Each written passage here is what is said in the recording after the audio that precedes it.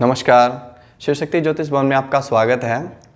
आज का हमारा विषय है वास्तु दोष के ऊपर। काफ़ी सारी दिक्कतें होती हैं हर किसी के घर में, क्योंकि आजकल क्या है, ज़मीन हमारे पास, जो एरिया हमारे पास वो कम है और वास्तु के अनुसार हर किसी का सामर्थ्य नहीं होता कि वो अपना मकान तैयार कर ले। 100 गज़ 200 गज़ का छोटा सा मकान लेता है, बनाता है। अगर उसमें भी भाई सोचे कि वास्तु के अनुसार क्या मैं इसे बना पाऊँगा। और आजकल तो गाँव में पहले खुली जगह मिल जाती थी, आजकल तो गाँव में भी जगह की जो काफ़ी सारी शॉर्टेज हो गई है, जिसके कारण वास्तु के आधार पर जो मकान है वो नहीं बन पाता। तो आज मैं आपको बताऊंगा कि वास्तु के अनुसार, वास्तु के अनुरूप हमें क्या क्या अपने मकान बन जाए, चाहे जिस कोने में जो भी हो। मुख्य मैंने पहले वाली वीडियो में बताया था आपको, इसका ऊपर जो सिंबल आया हुआ है, सजेस्टेड जो वीडियो है वो वास्तु की है। उसमें बताया था कि वास्तु में दो चीज़ें सबसे मुख्य होती हैं। एक तो जो हमारा लैट्रिन बाथरूम है, शौचालय जिसको बोलते हैं, वह ईशान और अग्निकोण में नहीं होना चाहिए। और विशेष पूरी जानकारी के लिए जो आप डिस्क्रिप्शन लिंक के अंदर उस वीडियो को जाके देख भी सकते हैं, मैंने उसके अंदर प्रॉपरली मतलब जो है समझाया हुआ है कि हमारा जो शौचालय है और हमारा जो मंदिर है वो किस दिशा में होना चाहिए। फिर भी किसी कारणवश हमारे घर में कुछ भी, हमने खिड़की, दरवाज़ा या फिर बहुत सारी चीज़ें घर में होती हैं, जैसे कि आप देख पा रहे हैं मैं रसोई में हूँ इस वक्त। रसोई में भी काफ़ी सारी चीज़ें होती हैं, किस डायरेक्शन में हमें खाना बनाना है, किस डायरेक्शन में हमें फ्रिज रखना है, क्या कुछ होता है। तो हर कोई अपने मकान के हिसाब से सारी की सारी चीज़ों को जो है एडजस्ट नहीं कर पाता, क्योंकि आजकल जो मकान है वो छोटे हैं। तो उसके लिए उपाय मैं आपको बताऊंगा। चीज़ें हैं नॉर्मली, अगर हम उसका हमारे रूटीन में, डेली वेज में घर में ध्यान रखें, या घर में उन चीज़ों को आप रखें, घर में हमें क्या क्या ऐसा करना चाहिए जो सारे के सारे वास्तु दोषों को जो है दूर कर देता है। ऐसे टिप्स हैं और ये टिप्स मैंने इकट्ठे किए हैं। इकट्ठे होने के बाद अभी हमारी जो वीडियो का प्रोसेस चला हुआ है वो 2 या 3 दिन में एक वीडियो आती है, और चैनल से भी मुझे बहुत अच्छा जो है इम्प्रेशन मिल रहा है। और आपसे भी मैं यही चाहूँगा कि अगर मतलब आपने मेरी जो वीडियो है वो पहली बार देखी है तो आप मेरे चैनल को सब्सक्राइब कर दीजिए, और जो शेयर का बटन है उस पर क्लिक करके वीडियो का लिंक भी अपने आसपास के ग्रुप वगैरह में, फेसबुक, व्हाट्सएप, जहाँ भी आप कनेक्ट हो किसी भी प्रकार से, वहाँ पे शेयर कर दीजिए। और हर किसी को सब्सक्राइब करने के लिए बोलिए, ताकि ज्योतिष, धर्म, पूजा पाठ से रिलेटेड वीडियो जो बना रहे हैं हम, उनकी नोटिफिकेशन आपके पास जो है समय से पहुँचती रहे। तो बात करते हैं हम आज के वास्तु टिप्स के बारे में। वास्तु टिप्स, नया मकान बनाते हैं और नया हमारा मकान जो तैयार हो गया, सबसे पहला हमारा काम उसके अंदर क्या होता है कि किसी भी वैदिक ब्राह्मण को बुलाकर विधिवत रूप से, अगर आप नहीं करवा सकते तो जितना आपका सामर्थ्य, आपके सामर्थ्य के अनुरूप जो है आप पूजन करवाइए। और उसके बाद जो है अपना गृह आरंभ कीजिए। चाहे आप दुकान शुरू कर रहे हो, चाहे आप व्यवसाय शुरू कर रहे हो, किसी न किसी पंडित जी को बुलाकर वहाँ पर वास्तु की पूजा होनी बहुत ही अनिवार्य है। ये था हमारा पहला उपाय। दूसरा हमारा जो उपाय है, हमारा जो मेन एंट्रेंस है, जो दीवार मतलब जहाँ से हमारी एंट्री होती है, उसके राइट साइड में और लेफ़्ट साइड में दोनों में शुभ लाभ आप लिखें, और साथ में जो है स्वस्ति का जो है चिन्ह हमारे जो प्रवेश द्वार पर होना चाहिए। सबसे बड़ी जो नेगेटिविटी है वह दूर हो जाती है। अगर पॉसिबल हो, घर के दोनों दरवाजे हैं उनके दोनों तरफ कोई ना कोई पेड़ लगाएं, और घर की एंट्री के बाहर अगर आप सफ़ेद आग का पौधा लगाते हो तो सफ़ेद आग के अंदर कुछ निश्चित समय के बाद स्वतः ही जो गणेश और लक्ष्मी जो है प्रकट हो जाते हैं, और घर के बाहर जो सफ़ेद आग का पौधा है वह अति उत्तम बताया गया है। चौथा उपाय, उसके बाद गेट पे एंट्रेंस में अगर आप के पास उपलब्ध हो सके तो आप काले घोड़े की नाल जो है अपने गेट के ऊपर लगाएं। इससे वास्तु दोष तो ज़रूर दूर हो जाएगा, साथ में आपके घर में किसी प्रकार की कोई नज़र लगी हुई है वह भी इससे नहीं लगेगी, अगर आप काले घोड़े की नाल जो है अपने घर की मेन एंट्रेंस पे लगा देते हैं। जिन घरों में माता तुलसी लगी होती है, माँ तुलसी के पौधे से सभी जानकार जानते ही हैं कि हिंदू धर्म में तुलसी जो है एक मुख्य महत्व बताया गया है तुलसी पूजन का। अगर किसी भी प्रकार के कई प्रकार के पुष्प बताए गए हैं, पुष्प अथवा कम से कम अगर पुष्प ना हो सके तो प्रत्येक घर में जो है तुलसी माता की पूजा अवश्य होनी चाहिए। तुलसी का पौधा आपके घर में होना चाहिए, वो भी आपके घर में वास्तु जो दोष बना हुआ है उसको प्रत्यक्ष या अप्रत्यक्ष रूप से सही कर देती है माँ तुलसी की पूजा। प्रातःकाल में स्नान आदि से निवृत्त होकर माँ तुलसी की पूजा करें। और तुलसी के ऊपर विस्तृत रूप से वीडियो बना रहा हूँ मैं, वो काफ़ी लंबा कंटेंट है, उसको तैयार करने में थोड़ा समय लगेगा। नवरात्रों के आसपास जो है ये वीडियो भी आ जाएगी, जो तुलसी की विशेष पूजा जो वेदों में पुराणों में वर्णित है कि किस हिसाब से तुलसी की पूजा करनी चाहिए और हमें क्या करना चाहिए, यह भी मैं आने वाली वीडियो में आपको बता दूंगा। उसका कंटेंट थोड़ा सा लंबा था, वो वीडियो जो है अभी तैयार हो रही है, बहुत जल्दी आप लोगों के बीच में होगी। अगर आपने अपने घर में मंदिर में मूर्ति जो है स्थापित कर रखी है, चाहे आप किसी भी भगवान जी की पूजा करते हैं, चाहे आप किन्हें भी मानते हैं, चाहे आप शत्रु भगवान जी को मानते हैं, वाहिगुरु को मानते हैं, जो भी प्रतिमा आपके मंदिर में स्थापित है, अगर आपने मंदिर में स्थापना कर रखी है तो कम से कम प्रतिदिन उसके अंदर जो घी का दीपक अवश्य प्रज्वलित करें। जिस घर में प्रतिदिन घी का दीपक भगवान जी के आगे प्रज्वलित होता है ना, वहाँ आसपास नेगेटिविटी नकारात्मकता स्वतः ही समाप्त हो जाती है। और जिस घर में भगवान जी के होते होते भी अगर आप वहाँ पे मात्र एक दीपक भी प्रज्वलित करने का सामर्थ्य नहीं रख पा रहे हैं तो वहाँ पे तो मैं कुछ कह ही नहीं सकता, वहाँ पे भूतों का वास हो जाता है। वास्तु दोष तो बन ही अपने आप जाएगा जब आप भगवान जी को आपने स्थापित कर रखा है और उसके बावजूद भी आप जो है उनके सामने दीपक प्रज्वलित नहीं कर रहे, मत्था नहीं टेक रहे। कम से कम दीपक प्रज्वलित करने में 2 या 3 मिनट का टाइम आपको लगता है। और घी का दीपक जो है प्रज्वलित करें प्रातःकाल और सायंकाल प्रतिदिन। ऐसा करने से भी जो है वास्तु दोष हमारा दूर हो जाता है। 7वां उपाय ये है, ऐसा बताया गया कि दक्षिणावर्ती जो शंख है, दक्षिण की तरफ, दक्षिण दिशा की तरफ जिसकी आवर्ती हो, जो दक्षिण की तरफ घूम रहा हो, दक्षिणावर्ती शंख जो है अपने घर में मंदिर में स्थापित करें। अगर आप कर सकते हो उसका जो वादन करें प्रातःकाल और सायंकाल में। ऐसा करने के बाद भी जो है घर में जो नेगेटिविटी दूर हो जाती है और वास्तु दोष भी दूर हो जाता है। ऐसा करना बहुत ही मतलब शुभ बताया गया है। शंख की स्थापना मंदिर में करें और शंख के अंदर प्रातःकाल में स्नान आदि से निवृत्त होकर जब भी आप पूजन करें तो शंख के अंदर थोड़ा सा जल डाल दें।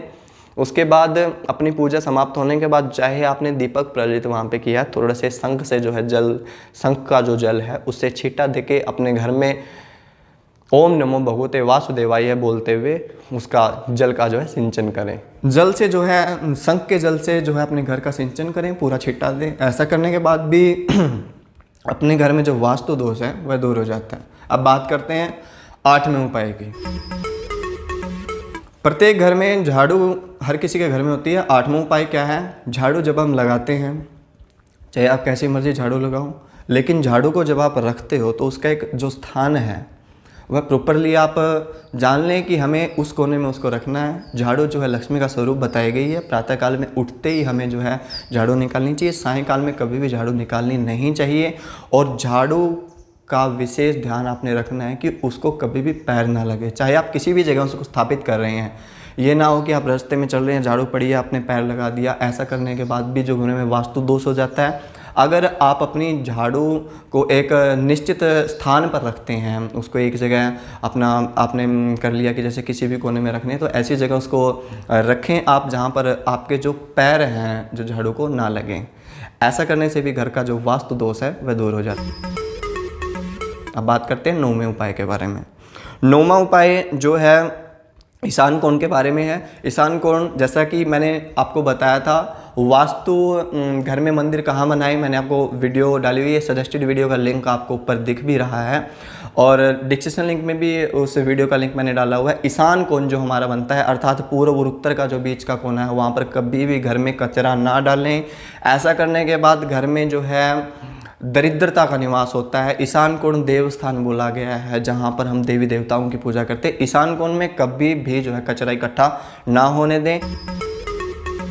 उत्तर दिशा जो हमारी होती है, पूर्व के बीच में ईशान के साइड में जो उत्तर है, वहाँ पे हमें स्टोर रूम नहीं बनाना चाहिए। अगर स्टोर रूम किसी कारणवश बन भी गया है तो आपका जो स्टोर रूम है उसकी सफाई आप कंटिन्यू करें, वहाँ पर कचरा ना होने दें, अन्यथा आपको बड़ा नुकसान, बिजनेस में नुकसान या फिर मतलब किसी भी जगह अगर आप इन्वेस्ट कर रहे हैं तो प्रॉपर रूप से आपको वो ग्रोथ कभी नहीं मिलेगी। अगर आपके उत्तर दिशा के अंदर आपके घर में जो आपने स्टोर रूम बनाया हुआ है उसके अंदर काफ़ी सारा जो है कचरा इकट्ठा हो रखा है।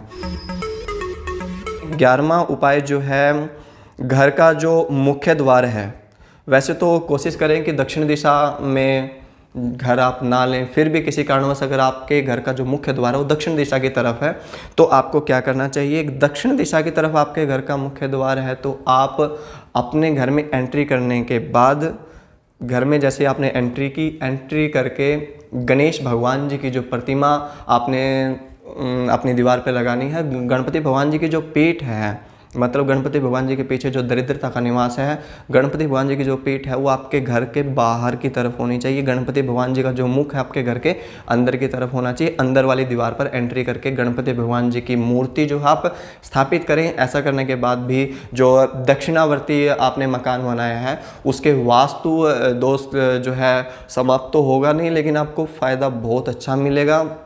और ये जो आपको उपाय बताए जा रहे हैं इनके अंदर कुछ चीज़ें हैं जैसे शंख हो गया, घोड़े की नाल होगी, इनकी अगर आपको आवश्यकता है तो आप उनसे संपर्क कीजिए।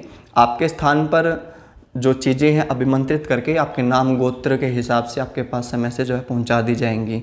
और अगर आपको कोई उपाय समझ नहीं आ रहा है तो आप लिंक के माध्यम से या फिर मोबाइल नंबर जैसा कि स्क्रीन में स्वैप हो रहा है यहाँ से भी आप हमसे संपर्क कर सकते हैं। जैसा कि आप डिस्प्ले पर देख पा रहे हैं, यह है वास्तु दोष निवारण यंत्र। वास्तु दोष निवारण यंत्र सामान्यतः आपको आपके आसपास कहीं ना कहीं मिल ही जाएगा, लेकिन अगर आप सीधा उसको खरीद कर अपने घर में स्थापित कर देते हैं या फिर उसकी पूजा करते हैं वह इतना फल नहीं देगा जितना आपको वह फल अभिमंत्रित करके आपके हिसाब से जो आपका गोत्र है, जो आपका नाम है और विधि से आपके घर में जो स्थापित करवाया जाए और बताया जाए। और इसके लिए भी आप हमसे संपर्क कर सकते हैं। वास्तु निवारण यंत्र अपने घर में अगर आपके घर में कोई डायरेक्शन गलत है या कोई वॉशरूम गलत है या फिर रसोई आपने जो है गलत बना रखी है तो उसके लिए भी आप जो वास्तु दोष का जो निवारण यंत्र है उसकी स्थापना अपने घर में करें और बहुत अच्छा, यकीन मानिए बहुत ही अद्भुत चमत्कार जैसा फ़ायदा होता है। काफ़ी सारे हमसे मतलब जो ये ऑर्डर किए थे और उसके बाद उनके घर में जैसे डायरेक्शन गलत थी, वॉशरूम भी गलत था और उन्हें समझ भी नहीं आ रहा था कि वो क्या करें। वास्तु दोष निवारण यंत्र का एक मुख्य जो है इसके अंदर रोल बताया गया है वास्तु दोष के अंदर। अगर अपने घर में वास्तु दोष है तो आप भी अगर चाहते हैं आपके पास वास्तु निवारण यंत्र पहुंचे, जैसे कि आप स्क्रीन पर देख पा रहे हैं ये वास्तु निवारण यंत्र है, तो आप हमें ऑर्डर कर सकते हैं। जो हमारी तिजोरी है या फिर जहां पर आप पैसे वगैरह रखते हैं उसकी स्थापना चाहे आप किसी भी दिशा में करें, लेकिन जो उसका मुख हमेशा कोशिश करें कि वो पूर्व दिशा की ओर खुले। हमारी तिजोरी जहाँ पर आप पैसे वगैरह रखते हैं उसका मुँह है जो पूर्व की तरफ खुले, मतलब कि सूर्य भगवान की तरफ उनका जो है मुख खुलना चाहिए। हमारी जो तिजोरी है अगर आपने घर में किसी भी दिशा में रख रखी है, यह भी एक वास्तु के टिप्स जो हैं, वास्तु निवारण के जो टिप्स हैं उनके अंतर्गत आता है। अगर आपके घर में जो डाइनिंग टेबल हुई है, कोशिश करें वो दो दिशा में, मतलब दो प्रकार की टेबलें मिलती है, मोस्टली दो प्रकार की आती हैं। एक तो बिल्कुल जो है गोल होती है और एक बिल्कुल चकोर होती है। तो गोल या चकोर ही आप ले, अन्यथा अगर आप किसी और शेप में ले रहे हैं, जैसे किसी का कोई कोना निकला हुआ है या फिर अलग डिज़ाइन में स्टोन आकार किया जाती हैं, त्रिभुज आकार किया जाती हैं, ऐसी कभी नहीं लेनी चाहिए। आप गोल लें या फिर अपना चकोर ही लें उसकी, क्योंकि ऐसा करने से भी घर में वास्तु दोष आ जाता है। अगर आप त्रिभुज आकार की अपनी डाइनिंग टेबल लेने लग रहे हैं तो उसके अंदर भी जो वास्तु दोष आ जाता है और उसके कारण जो है उसके ऊपर खाया गया भोजन आपको सिर्फ रोग ही देगा, इसके अलावा आपको कुछ नहीं देगा। इसलिए अपने घर में जो आपने डाइनिंग टेबल रखी हुई है, भोजन के लिए जो आपने टेबल रखी हुई है या फिर किसी गेस्ट वगैरह के लिए नॉर्मल अपना जो हम टेबल रखते हैं वो टेबल भी हमारी जो है त्रिभुज आकार की नहीं होनी चाहिए, किसी और टाइप की होनी चाहिए, कोने वगैरह उसके नहीं निकले होने चाहिए। जो हमारे पूर्वज हैं जिनकी मृत्यु हो रखी है उनकी जो तस्वीरें हैं कभी भी हमें पूजा स्थल पर नहीं रखनी चाहिए।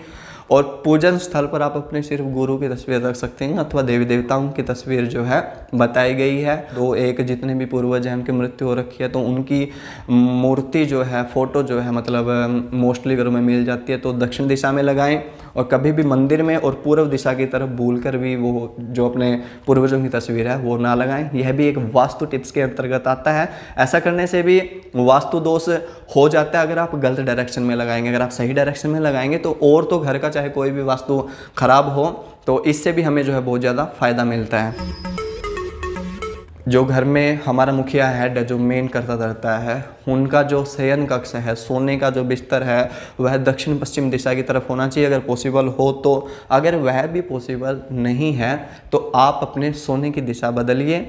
जो आपकी सोने की दिशा है आप उनकी डायरेक्शन टोटली चेंज करवा सकते हैं। तो आप दक्षिण पश्चिम में उनका शयन कक्ष रखिए, अगर नहीं कर सकते तो उनकी सोने की जो है दिशा बदलिए। यह भी एक वास्तु टिप्स के अंतर्गत आता है और ऐसा करने से भी वास्तु दोष दूर हो जाता है अगर आप उनकी डायरेक्शन बदल देते हैं अथवा दक्षिण पश्चिम में ही उनका जो शयन कक्ष बना देते हैं।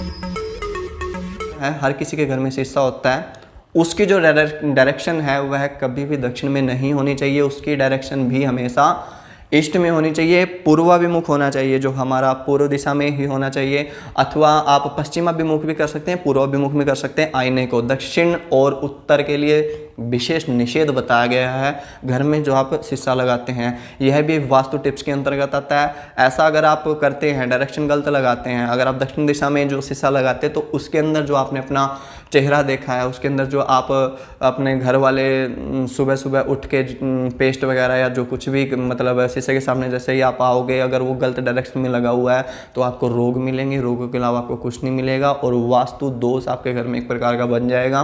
तो वास्तु टिप्स के अनुसार ये जो है शीशा अपना जो है घर में लगाएं। घर में मोर पंख हमारा जो अवश्य होना चाहिए।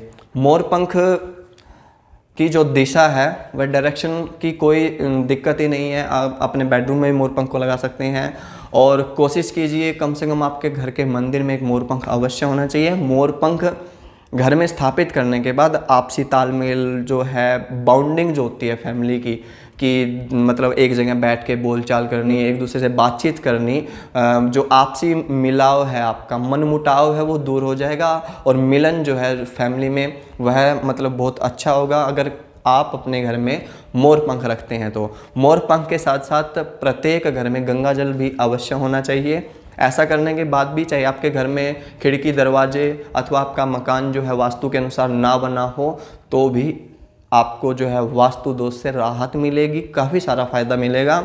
और मैं भी ये चाहूँगा कि जो मैंने आपसे टिप्स बताए वास्तु दोष के, उनमें अगर आपको कुछ समझ में ना आया हो तो मुझे कमेंट के माध्यम से या कॉन्टैक्ट के माध्यम से अवश्य बताएं। और अगर इन टिप्स में से आप कुछ भी चाहते हैं कि आपके पास पहुँचे, जैसे कि यंत्र हो गया या फिर घोड़े की नाल होगी, मोर पंख तक हो गया, और विशेष जो सबसे मुख्य है मैं आपको रिमाइंड करा देता हूँ, वास्तु दोष निवारण यंत्र, जैसा कि आप स्क्रीन पर देख पा रहे हैं, उसके लिए भी आप हमसे संपर्क कर सकते हैं। और मैं भी यही चाहूँगा, आपको अगर वीडियो अच्छी लगी तो वीडियो को लाइक और वीडियो को शेयर ज़रूर कीजिएगा। धन्यवाद।